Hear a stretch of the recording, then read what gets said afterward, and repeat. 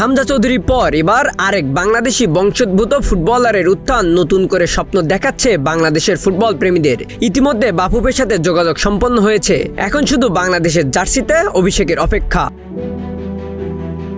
English premier লিগের club ফুলহামের মূল দলের হয়ে আনুষ্ঠানিক অভিষেক হয়েছে বাংলাদেশি বংশোদ্ভূত তরুণ ফরওয়ার্ড ফারহান আলী ওয়াহিদের। প্রাক মৌসুম প্রস্তুতি ম্যাচে নরউইচ সিটির বিপক্ষে দ্বিতীয়ার্ধে মাঠে নেমে প্রায় ৪৫ মিনিট খেলেছেন ১৮ বছর বয়সী এই উইঙ্গার। মাঠে নেমেই নিজের সামর্থ্যের ঝলক দেখিয়েছেন ফারহান। দূরপাল্লার একটি দারুণ বাঁকানো শট গোলরক্ষকের অসাধারণ সেভে আটকে যায়। যদিও ম্যাচটি ২-০ গোলে হেরেছে ফুলহাম, তবুও নতুন কোচ আলভারো আলবেরোয়ার অধীনে মূল দলে ফারহানের অভিষেক ভবিষ্যতের জন্য ইতিবাচক বার্তা দিচ্ছে।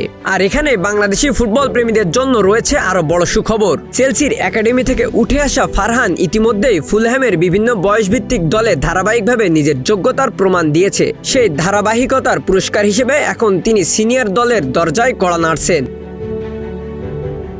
সবচেয়ে আশার খবর হলো বাংলাদেশের হয়ে খেলতে আগ্রহ প্রকাশ করেছেন ফারহান আলী ওয়াহিদ। বাফুফেও বিষয়টি নিয়ে আশাবাদী, আর তার বাংলাদেশি পাসপোর্ট প্রক্রিয়া এগিয়ে চলেছে। হামজা চৌধুরীর পর যদি ফারহানও লাল সবুজের জার্সিতে মাঠে নামে, তাহলে বাংলাদেশের ফুটবলের জন্য সেটি হতে পারে এক নতুন অধ্যায়ের সূচনা। এখন অপেক্ষা শুধু সেই স্বপ্নটা বাস্তবে রূপ নেওয়ার। Desk report, news flash 71।